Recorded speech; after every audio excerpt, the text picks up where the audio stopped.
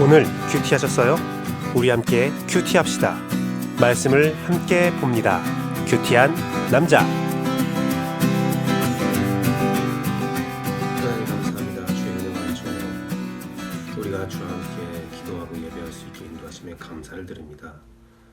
주 우리를 돌봐주시고 우리와 함께 하시는 주님을 더욱더 깊이 묵상하며 주의 돌보심과 주의 은혜와 성령의 인도하심을 간구합니다.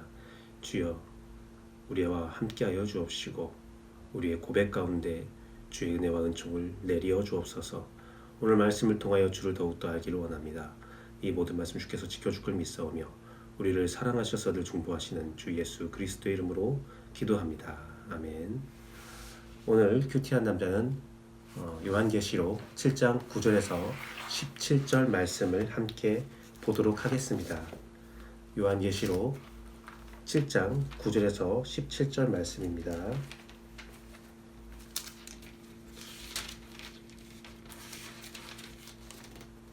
요한계시록 7장 9절에서 17절 말씀 개역개정 말씀으로 보도록 하겠습니다.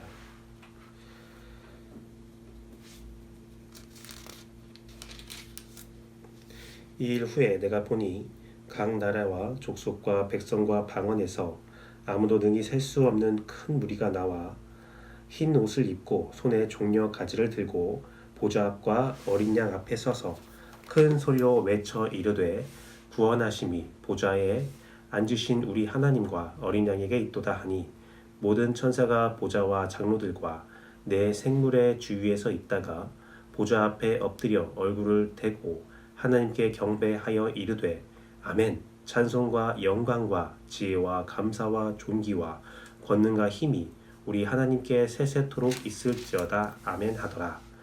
장로 중 하나가 응답하여 이르되 이 흰옷 입은 자들이 누구며 또 어디서 왔느냐? 내가 말하기를 내 주여 당신이 아시나이다 하니 그가 나에게 이르되 이는 큰 환난에서 나오는 자들인데 어린 양의 피에 그 옷을 씻어 희게 하였느니라.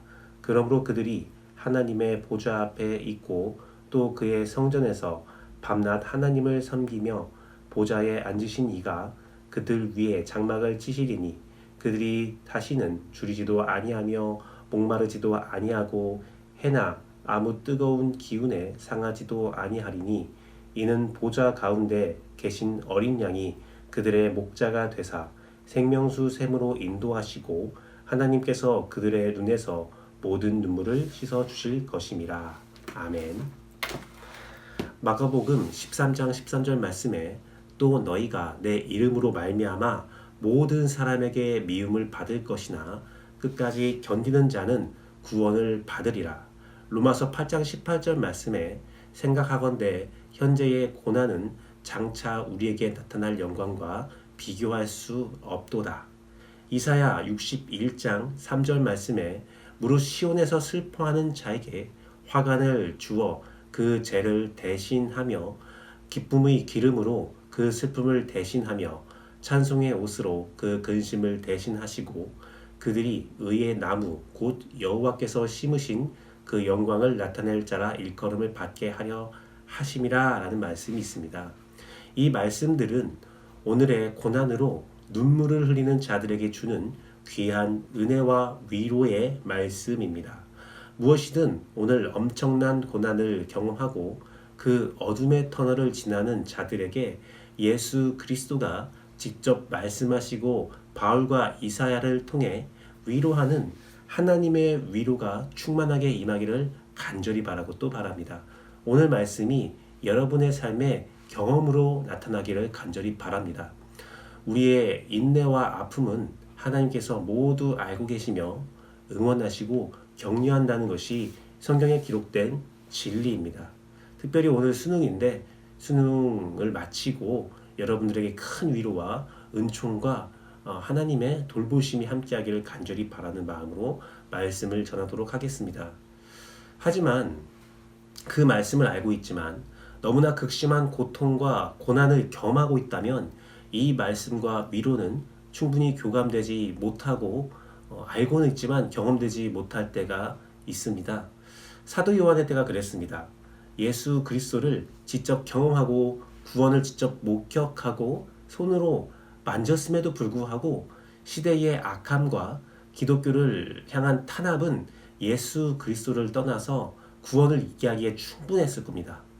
더 아픈 것은 현실과 아픔 가운데 인내를 버리고 예수 그리스도를 떠나는 동료들을 하나씩 볼 때마다, 그 동료들이 하나씩 늘어갈 때마다 그 아픔과 고통, 번민과 고민, 말로 다 표현할 수 없는 아픔이 있고 그런 슬픔이 있고 그런 시험이 있을 거라는 생각이 듭니다. 그런 요한에게 오늘 요한계시록의 말씀을 통해 선포되는 그 굉장한 체험, 강력한 환상은 너무나 큰 위로를 주고 있습니다. 뿐만 아니라 우리에게도 그 감동과 그 위로를 주게 되는 겁니다. 구원받는 우리가 그동안 자신들의 고통을 고백하며 그 모든 고난을 뒤로하고 큰 소리로 예수 그리스도를 찬양하는 모습은 감동 그 자체입니다. 그들은 구원의 영광과 기쁨을 또 감사를 고백하고 표현합니다. 고통의 터널을 지나는 시간에 오늘 본문을 읽으며 저는 두 가지를 느끼게 되었습니다. 첫 번째는 그래, 나만 힘든 것이 아닐 것이다. 다른 사람도 다 힘들었다. 이 역사상 그리고 오늘날에도 얼마나 많은 사람들이 나와 같은 고난을 받고 있겠는가?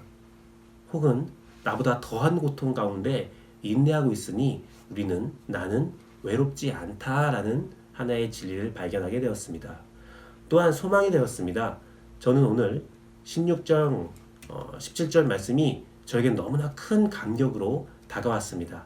그들이 다시는 줄이지도 아니하며 목이 마르지도 아니하고 해나 아무 뜨거운 것도 그 기운들로 그들을 상하지 못하게 한다. 이는 보좌 가운데 계신 어린 양이 그들의 목자가 되사 생명수 샘으로 인도하시고 하나님께서 그들의 눈에서 모든 눈물을 씻어 주실 것이다. 그 말씀이 얼마나 큰 위로가 되는지요. 이제 다시는 고통이 없다는 겁니다. 눈물도 없다는 겁니다. 더 큰 감동과 감격은 나의 눈에서 흘렸던 모든 눈물을 씻어주신다는 그 말씀, 씻어주신다는 그 말씀이 너무나 큰 위로가 되었어요. 아무도 인정하지 않고 이해하지 않았던 저의 고통을 이해해 주시고 인정해 주시고 위로하시는 하나님의 그 심정이 느껴졌기 때문입니다. 함께 예배하는 사랑하는 큐티한 남자, 큐남 시청자 여러분, 여러분의 고통을 만나는 사람들은 일반적인 반응은 어떠합니까? 내가 이러한 고통을 겪고 있다라고 말했을 때 다른 사람들의 일반적인 반응이 어땠는지를 한번 생각해 보십시오. 대부분은 자기 나름대로 판단하거나 해답을 주려 합니다. 아픔의 순간을 이해해 주거나 인정하는 경우는 매우 드물지요.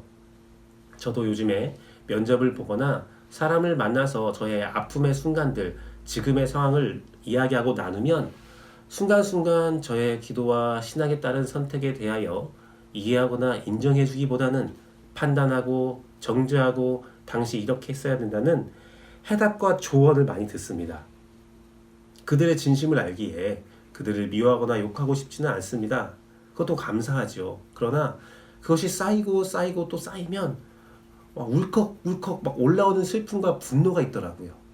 우울감이 있더라고요. 내 인생에 대한 실패에 대한 좌절감이 있더라고요.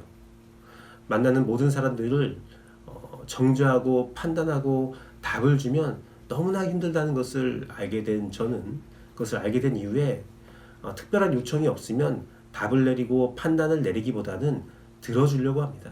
이해하려고 합니다. 이미 저에게 오기까지 그는 많은 사람에게 충분한 조언과 판단을 받았을 거라는 생각이 들기 때문이죠. 저도 엊그저께 한 사람의 목사님을 만나게 되었습니다. 그때 그분은 저의 모습을 가만히 들으시더니 이런 말씀을 하셨어요. 얼마나 힘들었겠습니까? 위로를 던지더라고요. 물론 여러 가지 평가와 조언도 했지만 저에게 이런 말씀을 하셨어요. 당신이 잘못한 것은 없다라는 말.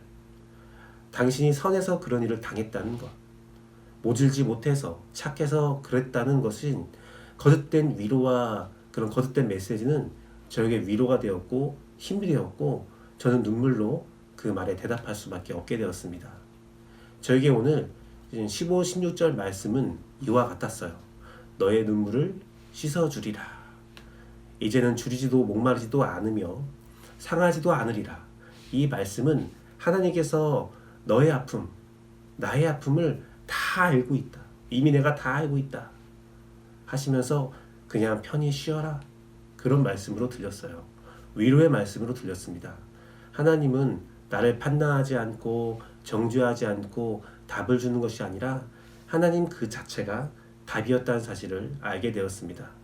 고난에서 도망치듯 살았지만 돌아보면 인내도 그다지 자랑할 것도 못하고 부끄러울 정도인데 하나님은 딱 한마디 하시는 거죠. 내가 알고 있다. 내가 알고 있다. 내가 너의 눈물을 씻어주겠다. 너는 좀 쉬어라. 내가 지켜주겠다. 하나님이 너무 감사하고 하나님은 너무 괜찮은 분이세요. 내가 어디에 가서 위로를 받을 수 있겠습니까? 다들 작은 지혜와 작은 능력으로 자기 말을 하고 싶어 할 때 위로를 기대했으나 오히려 상처를 경험했을 때에 하나님을 만나십시오. 가장 위대한 지혜와 가장 위대한 능력, 비교할 수 없는 하나님은 오히려 여러분들을, 나를 위로하고 안아주시는 분이십니다.